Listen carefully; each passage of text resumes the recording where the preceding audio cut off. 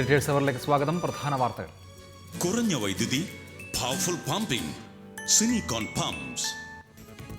മുല്ലപ്പെരിയാർ അണക്കെട്ടിലെ ജലനിരപ്പ് 141 അടിയായി ഉയർന്നു. ഒരു ഷട്ടർ തുറന്നേക്കും. പെരിയാറിന്റെ തീരത്ത് താമസിക്കുന്നവർ ദുരിതാശ്വാസ കേന്ദ്രത്തിലേക്ക് മാറാൻ ഇടുക്കി ജില്ലാ ഭരണകൂടത്തിന്റെ നിർദ്ദേശം. ഏത് സാഹചര്യവും നേരിടാൻ സർക്കാർ തയ്യാറെന്ന് അടൂർ പ്രകാശ്. മുല്ലപ്പെരിയാറിലെ ജലനിരപ്പ് കുറയ്ക്കാൻ നിർദ്ദേശം നൽകണമെന്ന് കേരളം സുപ്രീം കോടതിയിൽ. ബാർക്കോഴ സമരം LDF തീരുമാനത്തിന് വിടാൻ CPIM സംസ്ഥാന സമിതിയിൽ തീരുമാനം. ബാർക്കോഴ പ്രത്യേക സംഘം അന്വേഷിക്കണം എന്ന നിലപാട് CPIM സ്വീകരിക്കും. CPIയുമായുള്ള ഏറ്റുമുട്ടൽ വേണ്ടെന്ന സംസ്ഥാന സമിതിയിൽ പിണറായി വിജയൻ. വിമർശനം തുടർന്നാൽ നമുക്കും പറയേണ്ടി വരും. അന്താരാഷ്ട്ര ചലച്ചിത്രമേളയിൽ രജിസ്റ്റർ ചെയ്ത എല്ലാവർക്കും പാസ് നൽകുമെന്ന് തിരുവഞ്ചൂർ രാധാകൃഷ്ണൻ. ആദ്യമായി സിനിമ കാണുന്നവർക്ക് വേണ്ടി ഉള്ളതല്ല ചലച്ചിത്രമേളയെന്ന് അടൂർ ഗോപാലകൃഷ്ണൻ. തനിക്കെതിരായ ആരോപണങ്ങൾക്ക് പിന്നിൽ മേളയെ തകർക്കാനുള്ള ഗൂഢശ്രമം. നാദാപുരത്തെ LKG വിദ്യാർത്ഥിനിയെ പീഡിപ്പിച്ച കേസിൽ 2 വിദ്യാർത്ഥികൾ അറസ്റ്റിൽ. അറസ്റ്റിലായവർ നിരപരാധികളെന്ന് സ്കൂൾ മാനേജ്മെന്റ്. അന്വേഷണം മറ്റൊരു ഏജൻസിയെ ഏൽപ്പിക്കണം. പോലീസ് 3ാം മുറ പ്രയോഗിച്ചെന്ന് ബസ് ക്ലീനർ.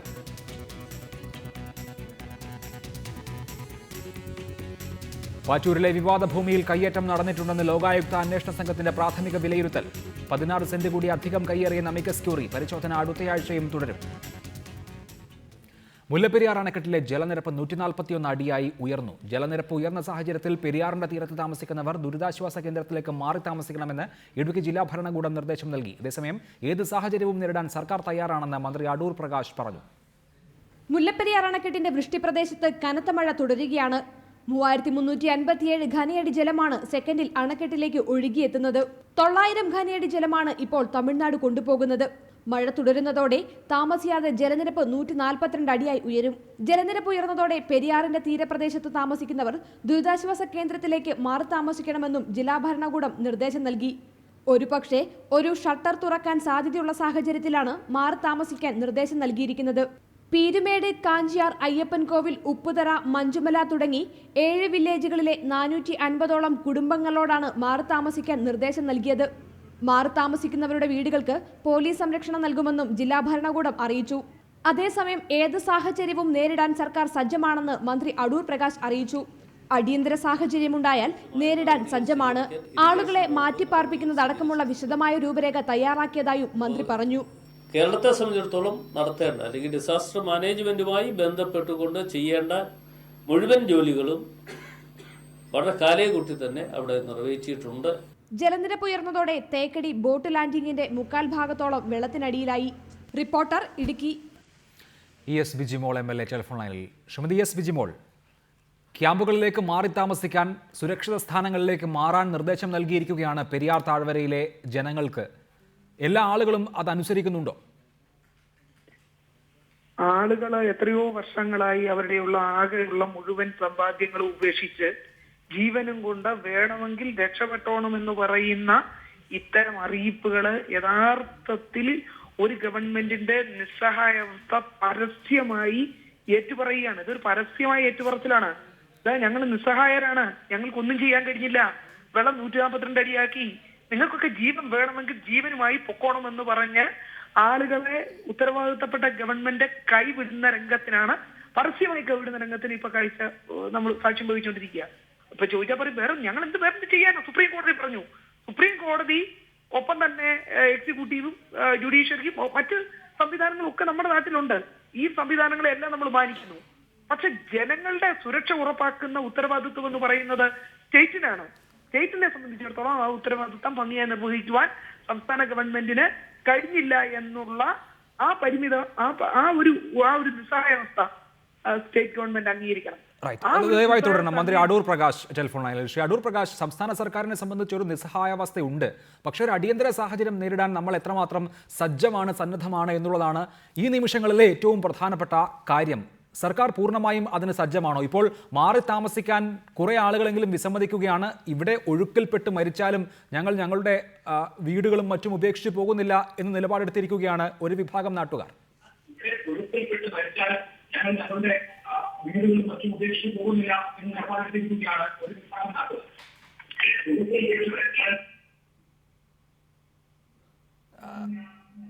മിനിസ്റ്റർ, ദയവായി സംസാരിക്കാമോ ടെലിവിഷനിൽ ശ്രദ്ധിക്കാതെ? വളരെ അവധാനതയോടുകൂടി നമ്മൾ പ്രശ്നങ്ങളെ നേരിടുകയാണ്.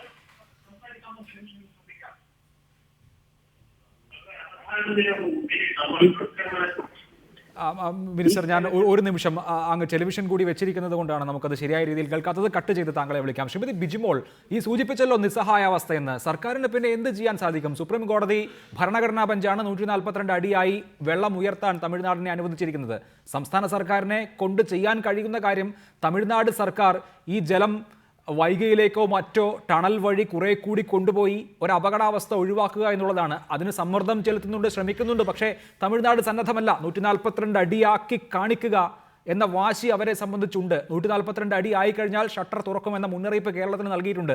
അപ്പോൾ ചെയ്യാൻ കഴിയുന്ന ഒരേ ഒരു കാര്യം പെരിയാർ കരകവിഞ്ഞൊഴുകുമ്പോൾ അതിന് ചുറ്റുമുള്ള ആളുകൾ, അതിന് സമീപത്ത് താമസിക്കുന്ന ആളുകളുടെ സുരക്ഷ ഉറപ്പാക്കുക എന്നുള്ളതാണ്. അതുകൊണ്ടാണ് സർക്കാർ അവിടെയുള്ള ആളുകൾ സുരക്ഷിത സ്ഥാനങ്ങളിലേക്ക് മാറണം എന്ന് പറയുന്നത്. ഇനിയിപ്പോൾ ഇടതുപക്ഷ സർക്കാരാണ് ഭരിക്കുന്നതെങ്കിലും അതല്ലേ ചെയ്യാൻ പറ്റൂ? അല്ല, സർക്കാർ ഇടതുപക്ഷമാണോ വലതുപക്ഷമാണോ എന്നുള്ളത് ഇവിടെ പ്രസക്തമല്ല. ഇവിടെ ആര് ഭരിക്കുന്നു എന്നുള്ളത് രണ്ടാമത്തെ പ്രശ്നം മാത്രം. ഇപ്പൊ 142 അടിയിൽ ഷട്ടർ തുറക്കുന്ന സാഹചര്യം ഉണ്ടായാൽ എത്ര എന്തുമാത്രം വെള്ളം ഒഴുകിയെത്തും? കാരണം 35 വർഷത്തിനോട് ഇടയിൽ ഒരിക്കൽ പോലും ഈ 142 അടിയിലേക്ക് വെള്ളം എത്തുന്ന സാഹചര്യം ഉണ്ടായിട്ടില്ല. അപ്പൊ 142 അടിയിൽ വെച്ച് ഷട്ടർ തുറന്നാൽ എത്രമാത്രം വെള്ളമാണ് ഒഴുകിയെത്താൻ പോകുന്നത് എന്നുള്ളതിനെ സംബന്ധിച്ച വിവരം പോലും, അതിന്റെ ഒരു ഡേറ്റ പോലും സംസ്ഥാന സർക്കാരിന്റെ കയ്യിലില്ല. അല്ല, അതുണ്ട്. 1000 ഘന അടി വെള്ളമാണ് തുറന്നു വിടുക എന്ന് തമിഴ്നാട് അറിയിച്ചു കഴിഞ്ഞു. അതനുസരിച്ച്, അതായത് പെരിയാറിലെ ജലനിരപ്പിന് മുകളിൽ കരയിലേക്ക് വെള്ളം കയറില്ല അങ്ങനെയാണെങ്കിലെന്ന് ഉറപ്പ് സംസ്ഥാന സർക്കാരിനെ സംബന്ധിച്ചുണ്ട്. ഡിസാസ്റ്റർ മാനേജ്മെന്റ് അതോറിറ്റി അതുമായി ബന്ധപ്പെട്ടുള്ള പ്രവർത്തനങ്ങൾ നീക്കുന്നുണ്ട്. അക്കാര്യങ്ങളൊക്കെ സർക്കാർ ചെയ്യുന്നുണ്ട്. ഇത് കൊട്ടിഘോഷിക്കുന്നില്ല എന്നേ ഉള്ളൂ. ഈ ഡിസാസ്റ്റർ മാനേജ്മെന്റ് അതോറിറ്റി എന്ന് പറയുന്ന ശുദ്ധ തട്ടിപ്പാണ്. അവര് ബഹുമാനപ്പെട്ട ജലവകുപ്പ് മന്ത്രിയുടെ ചേംബറിൽ 5-ാം തീയതി ഒരു യോഗം കൂടി ഞങ്ങൾക്ക് തന്നിട്ടുള്ള ഒരു മിനിറ്റ്സ് ഉണ്ട്.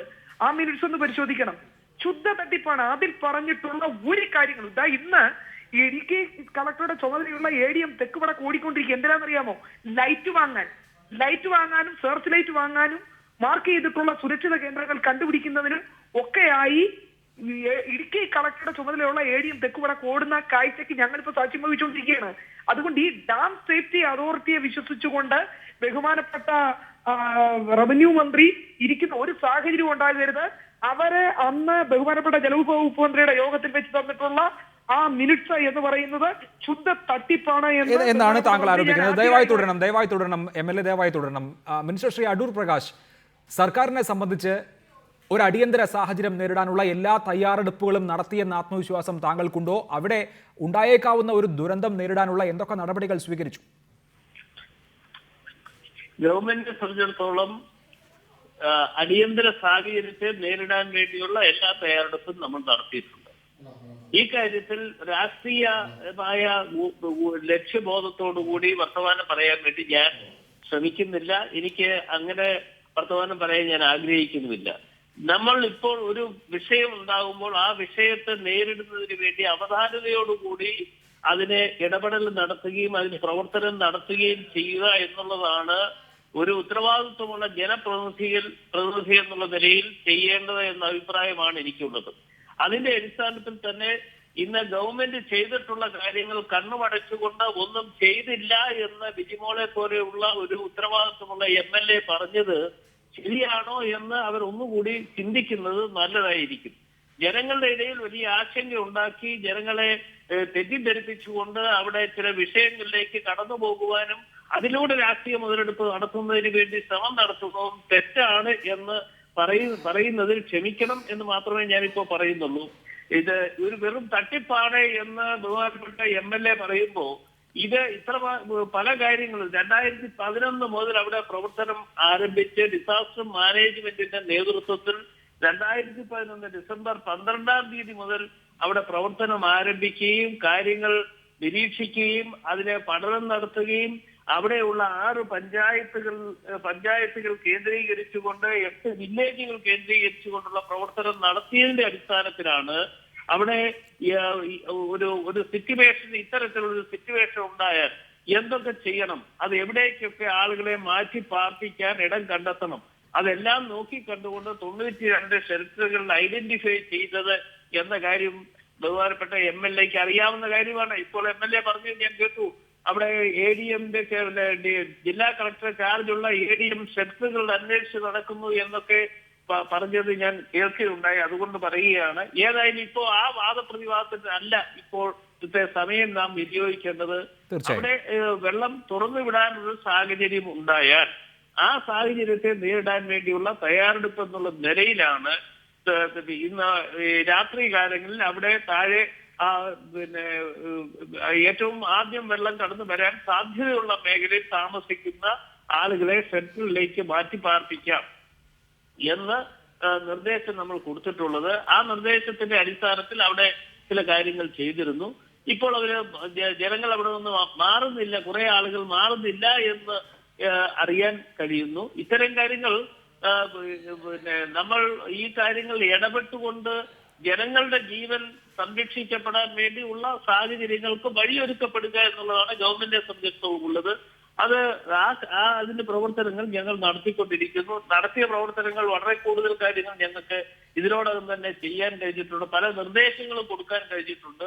ഈ 8 വില്ലേജുകൾ പോലീസിന്റെ സാന്നിധ്യം ഉറപ്പുവരുത്താൻ വേണ്ടിയുള്ള നിർദ്ദേശം കൊടുത്തു.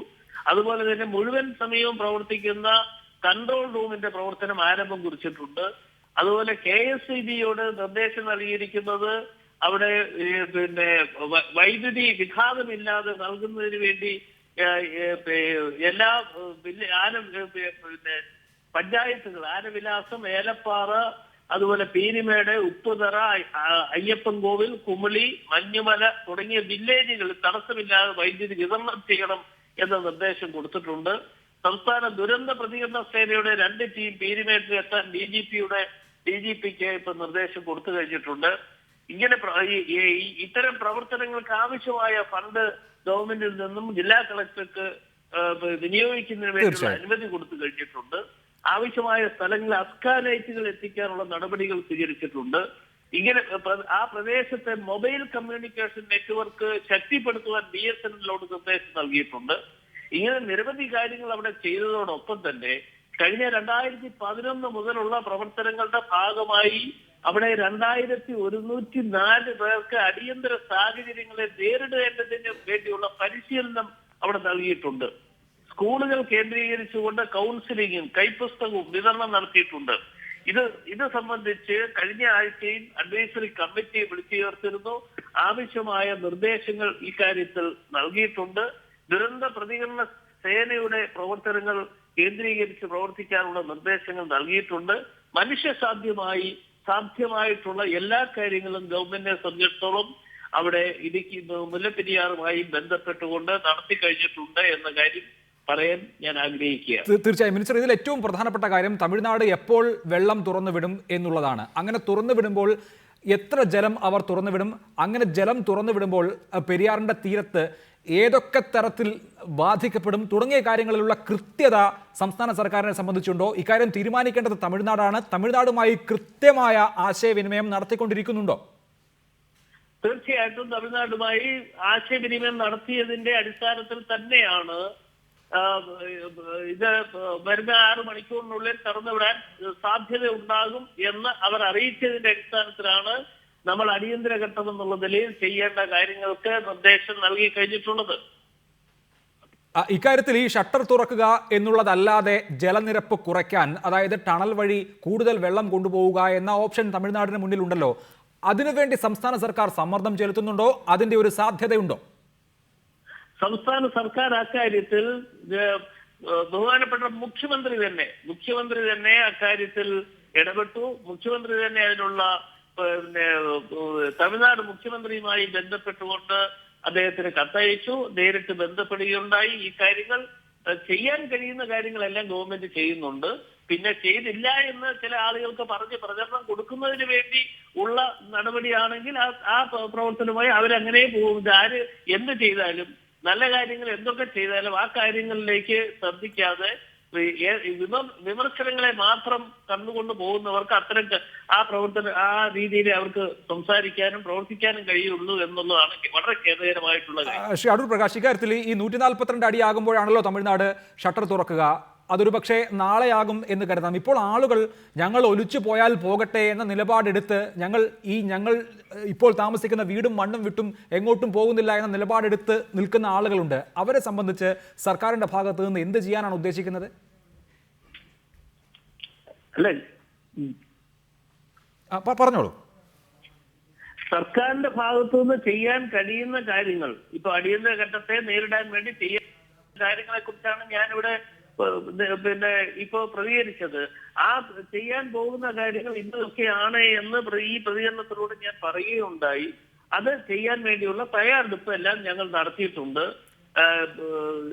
ഇത് ദുരന്ത നിവാരണ സേനയെ സംബന്ധിച്ചിടത്തോളം അവിടെ അവരുടെ ഒരു 2 ടീമിനെ അയക്കാൻ വേണ്ടിയുള്ള നിർദ്ദേശമൊക്കെ കൊടുത്തിരിക്കുന്നത്. എന്തെങ്കിലും ആവശ്യം വന്നാൽ അവരുടെ പിന്നെ സഹായങ്ങൾ ഏത് നിമിഷവും ലഭ്യമാകണം എന്നുള്ളത് കൊണ്ടാണ് അത്തരം കാര്യങ്ങൾക്ക് നിർദ്ദേശം കൊടുത്തിട്ടുള്ളത്. തീർച്ചയായും നമ്മൾ ഈ മുൻകരുതലുകളൊക്കെ എടുത്തിട്ടുണ്ട് എങ്കിലും ഇപ്പോഴത്തെ അവസ്ഥയിൽ മുല്ലപ്പെരിയാർ സംബന്ധിച്ച ഒരു ആശങ്കയ്ക്ക് അടിസ്ഥാനമില്ല എന്ന് അങ്ങേക്ക് കേരളത്തോട് മുഴുവനായി പറയാൻ സാധിക്കുമോ?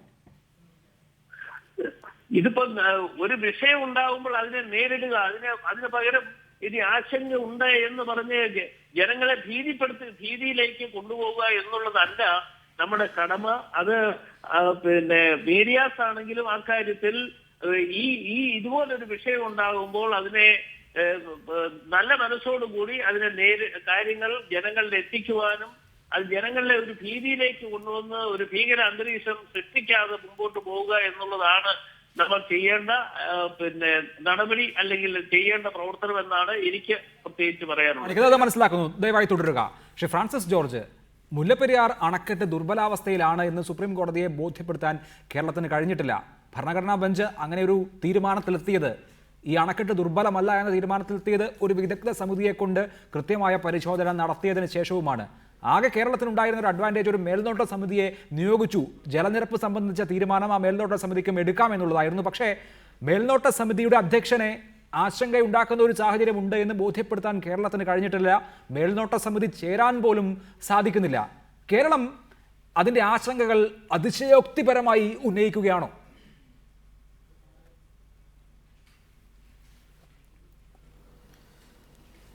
അല്ലല്ലോ, ഇവിടെ ഇപ്പോൾ ഞാൻ ബഹുമാനപ്പെട്ട ശ്രീ CR നീലകണ്ഠൻ പറയുന്നതൊക്കെ ശ്രദ്ധിക്കുകയായിരുന്നു.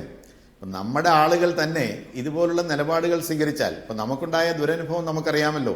സുപ്രീം കോടതി നിയോഗിച്ച എംപവേർഡ് കമ്മിറ്റിയിലെ കേരളത്തിന്റെ പ്രതിനിധിയായിട്ടുള്ള ജസ്റ്റിസ് KT തോമസ് സ്വീകരിച്ച നിലപാടെന്താണ്? അദ്ദേഹം പറയുന്നത് ഈ ഡാമിന് അടുത്ത 100 വർഷത്തേക്ക് യാതൊരു കുഴപ്പമില്ല, ബലപ്പെടുത്തിയാൽ ഇനിയും 152 അടി വരെ ആക്കാം ജലനിരപ്പ് എന്നുള്ള നിലപാടല്ലേ അദ്ദേഹം സ്വീകരിച്ചത്. കേരളം മുന്നോട്ട് വെച്ച ഏതെങ്കിലും കാര്യങ്ങൾ, ഇപ്പോൾ ഇവിടെ ബഹുമാനപ്പെട്ട professor Roy Delhi IIT Roorkee IIT പഠനങ്ങളെക്കുറിച്ച് പറഞ്ഞല്ലോ. ശ്രീ നീലകണ്ഠൻ ഇവിടെ പറഞ്ഞു വെറുതെ ആശങ്ക, 136 അടിയായാൽ ഒരു കുഴപ്പവുമില്ല എന്ന് നമ്മൾ സമ്മതിച്ചിരിക്കുകയായിരുന്നു എന്നൊക്കെയാണ് അദ്ദേഹം പറയുന്നത്. 142 അടിയായാലും ഇപ്പോൾ യാതൊരു കുഴപ്പവുമില്ലല്ലോ എന്നൊക്കെയാണ് പറയുന്നത്. ഡൽഹി IITയുടെയും റൂർക്കി IITയുടെയും പഠനരേഖകൾ അദ്ദേഹം വായിച്ചിട്ടുണ്ടെങ്കിൽ അദ്ദേഹത്തിന് അത് പറയാൻ കഴിയുമോ? കാരണം വളരെ വ്യക്തമായി പറഞ്ഞിട്ടുണ്ടല്ലോ, ആർക്ക് പ്രവചിക്കാൻ കഴിയും? ഇവിടെ അതിവൃഷ്ടി, നിരന്തരമായി മഴ പെയ്യാത്തൊരു സംസ്ഥാനമാണ് കേരളം. മുല്ലപ്പെരിയാറിലെ ജലനിരപ്പ് 136 അടിയായി നിൽക്കുമ്പോൾ 11 മണിക്കൂർ, 48 മണിക്കൂറൊന്നും വേണ്ട, വെറും 11 മണിക്കൂർ നിരന്തരമായി മഴ പെയ്താൽ 160 അടിയിൽ കൂടുതലാവും ജലനിരപ്പ് എന്ന് പറഞ്ഞാൽ മുല്ലപ്പെരിയാർ കവിഞ്ഞൊഴുകും. മാക്സിമം വാട്ടർ ലെവൽ എന്ന് പറയുന്നത് അനുവദനീയമായിട്ടുള്ള 155 അടിയാണ്. ഒരു ഡാം കവിഞ്ഞൊഴുകിയാൽ ആ ഡാമിന് അപകടാവസ്ഥ ഉണ്ടെന്നാണ് സാമാന്യമായി എല്ലാവരും പറഞ്ഞ് ഞാൻ കേട്ടിട്ടുള്ളത്. മുല്ലപ്പെരിയാറിന്റെ കാര്യം പ്രത്യേകിച്ച് പറയേണ്ടതായിട്ടുണ്ടോ?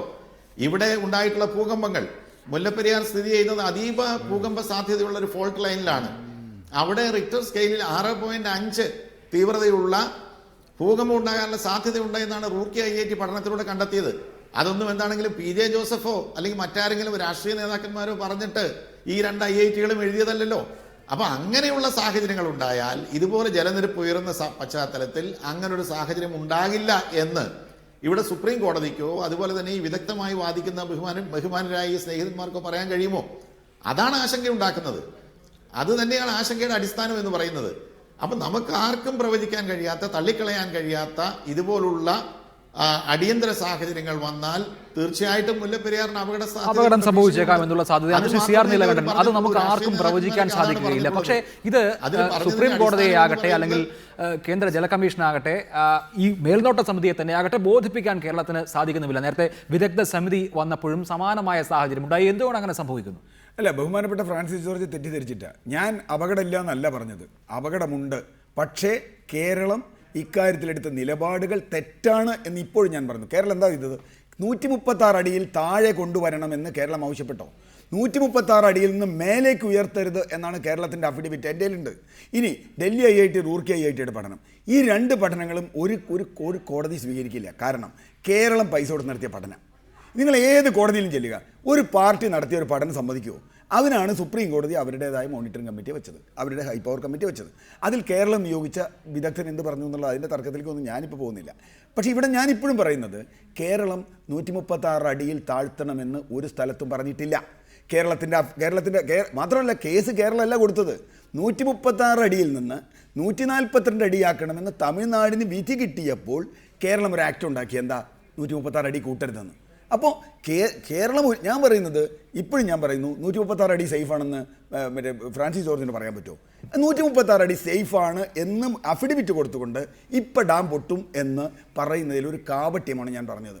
തീർച്ചയായിട്ടും കേരളം ആദ്യം പറയേണ്ടത് ഈ ഡാം ഡീകമ്മീഷനും ചെയ്യണമെന്നായിരുന്നു. പകരം കേരളം പറഞ്ഞത് അറിയോ? പുതിയ ഡാം പണിയണമെന്ന്. തമാശ എന്താ വെച്ചാൽ പുതിയ ഡാം പണിയണമെങ്കിൽ 5 വർഷം 10 വർഷം വരെ എടുക്കും. ഈ 10 വർഷം വരെ ഈ ഡാം സേഫാണെന്ന് എല്ലാ മനുഷ്യർക്കും അപ്പം തന്നെ ബോധ്യമല്ലേ?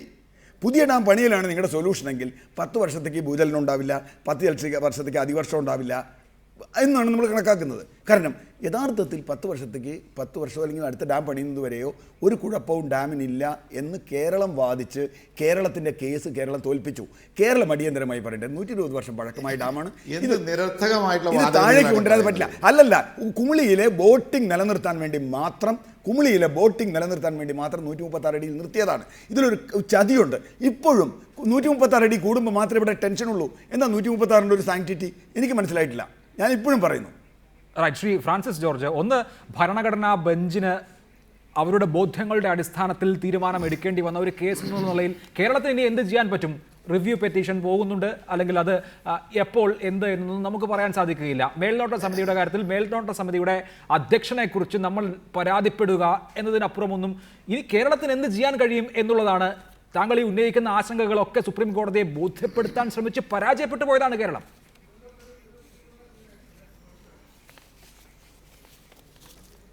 ഒന്ന് മനസ്സിലാക്കുക. ഞാനൊരു കാര്യം ഒന്ന് സൂചിപ്പിച്ചോളട്ടെ. എവിടെയാണ് കേരളം പറഞ്ഞത് 136 അടി സേഫാണ്, 136 അടി കഴിഞ്ഞാൽ ഇപ്പൊ ഡാം പൊട്ടുമെന്നൊക്കെ എവിടെയാണ് അഫിഡവിറ്റ് കൊടുത്തത്? എന്തിനാണ് ഇങ്ങനെയൊക്കെ പറയുന്നത്? ശ്രീ നീലകണ്ഠനെ പോലുള്ള ഈ കാര്യങ്ങൾ കുറിച്ച് 136 അടിയിൽ താഴ്ത്തണമെന്ന് കേരളം എവിടെ ആവശ്യപ്പെട്ടെ? അങ്ങൊന്ന് ദയവായി എനിക്ക് പറഞ്ഞു തരണം. നമ്മൾ ഈ വാദങ്ങളൊക്കെ പറഞ്ഞാൽ തമിഴ്നാട് അംഗീകരിക്കുമോ? അല്ല, തമിഴ്നാട് അവിടെയാണ് പ്രശ്നം. തമിഴ്നാട് അംഗീകരിക്കുമോ നമ്മൾ ഈ പറയുന്നതൊക്കെ? എന്തിനാണ് വെറുതെ ആവശ്യമില്ലാത്ത തമിഴ്നാട് അംഗീകരിക്കുമോ എന്നാണ് നമ്മുടെ ചോദ്യമെങ്കിൽ ഈ കേസിൽ നമ്മൾ ഇതിനെ പോയത് തമിഴ്നാട് പറഞ്ഞത് 136 അടിയിലേക്ക് താഴ്ത്തണമെന്നും പുതിയ ഞാൻ പറഞ്ഞു 79-ൽ 136 അടിയാണെങ്കിൽ 30-40 വർഷം കഴിഞ്ഞാൽ അത് പിന്നെയും താത്തണം എന്നാണ് കേരളം പറയേണ്ടത്. കേരളം പറഞ്ഞിട്ടില്ല. ഞാൻ ഇപ്പോഴും കേരളം പറഞ്ഞിട്ടില്ല. പുതിയ ഡാം പണിയാൻ 10 വർഷം എടുക്കും, അതിനിടയിൽ ഭൂകമ്പം ഉണ്ടാകാൻ കഴിയില്ല എന്നൊക്കെ ചോദിച്ചാൽ പരിഹാരം എന്താണ്? പുതിയ ഡാം നിർമ്മിക്കുക എന്നുള്ളത് തന്നെയാണ് ശാശ്വതമായ തമിഴ്നാടിന്റെയും സംരക്ഷിക്കാൻ. അല്ല സാർ, ഈ ഡാം ഇപ്പോൾ അപകടമാണ് എന്ന് കേരളത്തിന്റെ വാദം ഒളിഞ്ഞുപോയി. കഷ്ടമാണ്. അത് കഷ്ടമൊന്നുമില്ല. ഇതിൽ രാഷ്ട്രീയ നേതൃത്വം ആരെയും കാണാനല്ലോ. ഒരാൾ നിരാഹാരം കിടക്കുന്നില്ലല്ലോ, ഒരാളുടെ രാത്രി ഉറക്കം പോയില്ലല്ലോ. ഇവിടെ സാധാരണ മനുഷ്യർ 44 ലക്ഷം മനുഷ്യർ ഇപ്പോൾ ഒലിച്ചു പോകുമെന്ന് പറഞ്ഞ ആളുകളെ കാണാനില്ല. അതാണ് പ്രശ്നം. ആ മനുഷ്യർ പേടിച്ചിരിക്കുന്ന മനുഷ്യർ കുട്ടികളുടെ വിഷമം കണ്ടിട്ടാണ് ഞാൻ. അല്ല, അത് പറഞ്ഞിട്ടൊന്നും കാര്യമൊന്നുമില്ല. വസ്തുതാപരമായി വിദഗ്ധ സമിതികൾ പറഞ്ഞതാണ്, അല്ലാതെ ഏതെങ്കിലും മന്ത്രിയോ രാഷ്ട്രീയ നേതാക്കന്മാരോ കണ്ടെത്തിയതല്ല. ഇത് പൊട്ടുവന്നോ? അങ്ങനെയാണെങ്കിൽ നിങ്ങൾ ആയിക്കൊള്ളട്ടെ, നമ്മൾ നിയോഗിച്ച പഠന സമിതി ആയിരിക്കും. പക്ഷേ ലോകം അംഗീകരിക്കുന്ന സമിതികളാണത്. ലോകം അംഗീകരിക്കുന്ന ഒരു കേസിലും ഇവിടെ നമ്മൾ ഈ കാര്യങ്ങൾ സുപ്രീം കോടതിയെ ബോധ്യപ്പെടുത്തിയില്ല. എന്തിനാണ് തമിഴ്നാടിന്റെ വക്കീൽ ഡൽഹി IITയിലെ പ്രൊഫസർ ഡോക്ടർ ഗോസൈനെ 2 ദിവസം നിരന്തരമായി ക്രോസ് എക്സാമിൻ ചെയ്തത് എന്തിനാണ്? അദ്ദേഹം പറഞ്ഞു ഒരു കാര്യം അവർക്ക് കണ്ണിക്കാനായിട്ട് കഴിഞ്ഞില്ല. ഡോക്ടർ ഗോസൈൻ പറഞ്ഞു ഒരു കാര്യം കണ്ണിക്കാനായിട്ട് കഴിഞ്ഞില്ല. പക്ഷേ എംപവേർഡ് കമ്മിറ്റിയോട് ഈ ഡൽഹി IITയിലെയും പ്രത്യേകിച്ച് ഡൽഹി IITയിലെ പ്രൊഫസർമാരെ പഠനം നടത്തിയവരെ ക്രോസ് എക്സാമിൻ ചെയ്യണമെന്ന് പറഞ്ഞിട്ട് അവരതിന് തയ്യാറായില്ല. തീർച്ചയായും താങ്കൾ അത് വിശദീകരിച്ചു കഴിഞ്ഞു എന്ന് ഞാൻ പ്രതീക്ഷിക്കുന്നു. എന്തായാലും ആ കേസ് കേരളത്തിന് ജയിക്കാൻ കഴിഞ്ഞിട്ടില്ല എന്നുള്ളൊരു വസ്തുതയും Shri C P Roy professor നീലകണ്ഠന് പറയാൻ കഴിയുമോ കേരളത്തിന്റെ പ്രതിനിധി അല്ലായിരുന്നുവെന്ന്? റൈറ്റ്, താങ്കൾ അത് സൂചിപ്പിച്ചു കഴിഞ്ഞു. ശ്രീ സി പി റോയ്, ഇനി ഒരു ഭീതിയുടെ ആശങ്കയുടെ അതിരുകടന്ന ഒരു അന്തരീക്ഷം, വികാര പ്രക്ഷുബ്ധത ഉണ്ടാകുന്നത് അപകടം ചെയ്യും. അത് വളരെ പ്രധാനപ്പെട്ട വസ്തുതയാണ്. കേരളത്തിലെ രാഷ്ട്രീയ നേതൃത്വം കുറേയൊക്കെ അത് തിരിച്ചറിഞ്ഞു എന്ന് തോന്നുന്നു. വൈകാരികമായി പരിഹരിക്കേണ്ടത് ഒരു വിഷയമല്ല മുല്ലപ്പെരിയാർ. കേരളത്തിന് നിയമപരമായ മാർഗങ്ങളുണ്ട്, അവിടെ തിരിച്ചടിയേറ്റിട്ടുണ്ട്, ഇനിയും സാധ്യതകൾ അടഞ്ഞിട്ടില്ല. ഇനിയിപ്പോൾ ഇങ്ങനെയൊരു സാഹചര്യത്തിൽ ഇപ്പോൾ തമിഴ്നാട് ഷട്ടർ വഴി തുറന്നു വിടുകയാണെങ്കിൽ പോലും അതിനെ നേരിടാനുള്ള മാർഗങ്ങൾ കേരളം സ്വീകരിച്ചു കഴിഞ്ഞു. അപകടം ഉണ്ടാകുകയില്ല എന്ന ഉറപ്പ് സംസ്ഥാന സർക്കാരിനെ സംബന്ധിച്ചുണ്ട്. ഇനി എന്തൊക്കെ ചെയ്യണം സംസ്ഥാനം എന്നാണ് താങ്കൾ കരുതുന്നത്?